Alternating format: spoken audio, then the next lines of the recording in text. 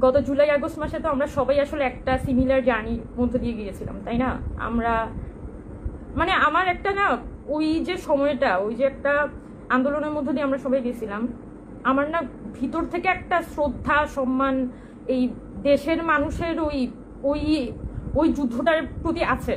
Because I have seen যে আমি যখন ছাত্র ফেডারেশন করতাম তখন এরকম অনেকবার হয়েছে যে আমরা রাস্তায় মিছিল করছি, 30-40 জনের মিছিল, প্রেস ক্লাব থেকে নিউ বাইতুল মোকাররমের মসজিদ হয়ে স্লোগান দিতে দিতে আমরা আসতেছি ওই রাস্তা দিয়ে, এবং আমরা তখন স্লোগানের সময় বলতাম যে স্বৈরাচার নিপাত যাক, গণতন্ত্র মুক্তি পাক, তারপর এরশাদ গেছে যে পথে, হাসিনা গেছে সেই পথে, এই ধরনের কথাবার্তা আমরা বলতাম।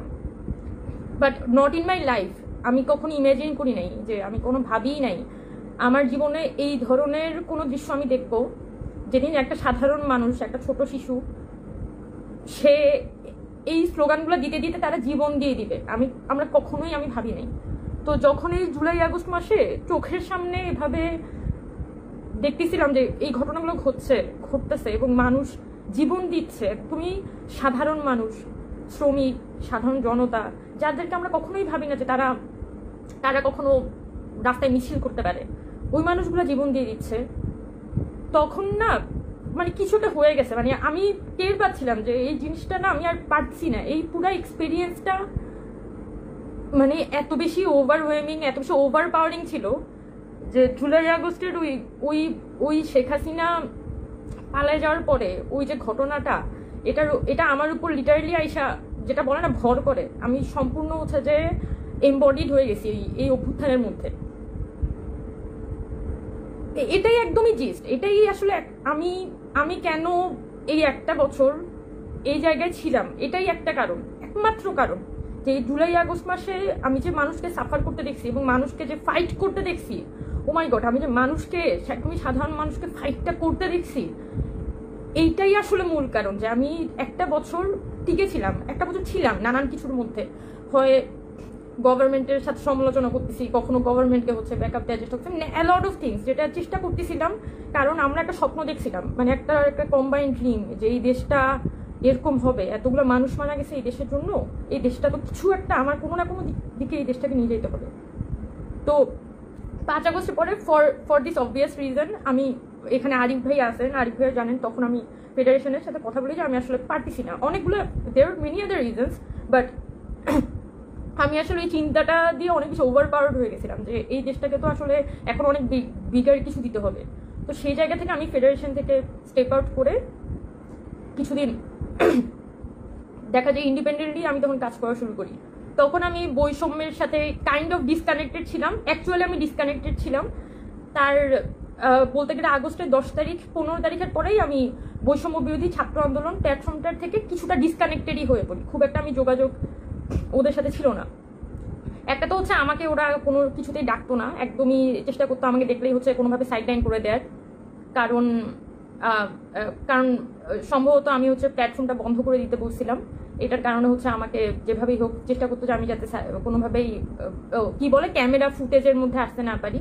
সো আই ওয়াজ লাইক যে শেখ হাসিনা পড়ে গেছে, আমার আর এটা নিয়ে কোনো চিন্তার নাই, সো আই ফ্রি, যে আমার আর কোনো এগুলো নিয়ে প্যারা নাই যে আমাকে ক্যামেরায় কতটুকু দেখা গেল, কোন স্পেসের মধ্যে আমি কতটুকু আছি, সো এগুলো নিয়ে আমি প্যারা নেই, পুরোপুরি বন্ধ করে দিই আর কি।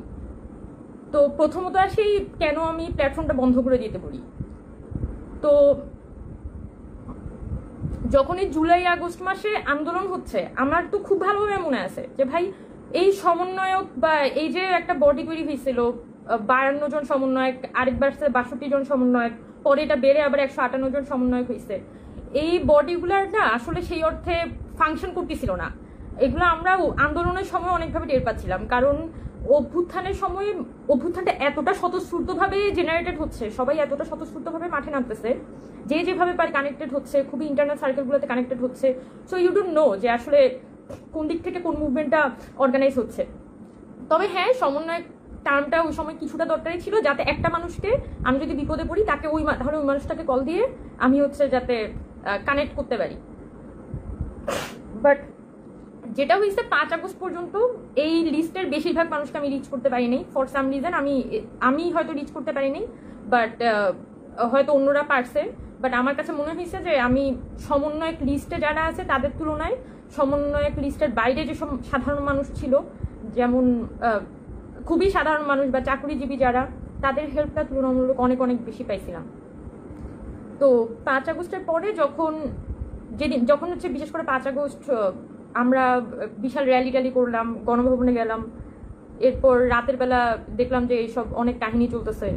তারপর আবার পরের দিন সকালবেলা থেকে দেখি সমন্বয় পরিচয় নাকি এক একজন এক এক জায়গায় গিয়ে দখল করতেছে। সো তখনই আমি কাইন্ড অফ অবাক হয়ে যাই যে কি ব্যাপার, গতকালকে পর্যন্ত তো মানুষ সমন্বয় পরিচয়টা দিতেই রাজি হচ্ছিল না, আর আজকে থেকে শুনি যে সবাই সমন্বয় পরিচয়, এখানে গিয়ে চাঁদাবাজি করতেছে, ওখানে গিয়ে দখল করতেছে।